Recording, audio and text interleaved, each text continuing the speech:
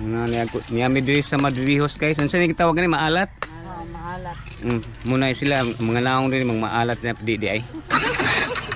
Ang mga gwapa nila nagkuan kay tamon. Kasi tawag ani? Litob. Himo only nga Ambot ba sa ikuan man ni sa Cebu? kana ang murag ikon bito si tawag ana nila sa kana ibutang mitagrap botilya. Ambot mo anhon ini siya basta kay uban kay imuupong. Pero magkaon na ni. Gahapon ni Luto naman ni siya. gahapon ni giharvest. Para lang. Dahil giluto dito sa drum.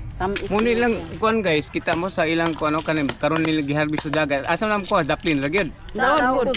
Sa loud. Presor man pud ni. Upod sa takab. Upod man ang takab. Uy, nagbilin mo ditong managhan pa. Naagipilin dito. O mga kuan man ni siya mga pagsimilya man pud ni siya. Na musimilya ulit tanawa guys kadaghan na oh ilang bayanan.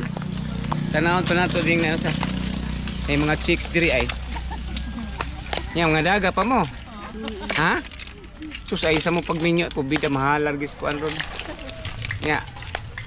Biyaan lang mo sa inyong uyab kay tuan nagbasket, nagkuan. So mo ni siya usagan ito balik. Litob. Kalimtanon sa Ndigwanga. Litob niya ilang dukdukon kay himo ulit siyang kanaang murag ikuan bito guys na nakalimot ko nga kanang murag ginamos o sam ikuan sa pansit ng mga restaurant. Mao na siya. Mo na ilang i-deliver itumod ni sa Cebu. Ano mo kuha ni siguro no? Oh. Isod pa nila kanaang kuan kanaang styrofoam. Aritas nahan guys, inaisi nagkuan eh. Thank you ha.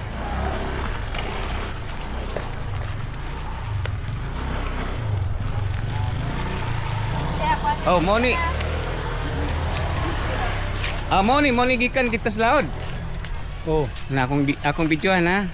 Moni guys, gikan bitaw ni slide ko sa laod. O sige gigamit niya para kuan compressor. Compressor punya hose. Ikaw mo kuan. Bara.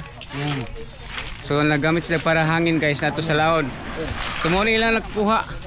Kani si tawagan ni? Litob. Litob nya kana siya may tikab. Tikab mo na siya ang kana ang si tawag kana. Scallop. Kani ang sanit scallop gyapon dako. Kana Bobor na siya. kana di na scallop boslot. Na boslot kay bugat kayo. So mo na gikan pa rin sa laod guys ha. Nagpilian na mo na sa scallop. Adto ni dalhon siguro nila dito sa Kutabit sugasan nila ibang mga restaurant eh. No? Ana may suki diha?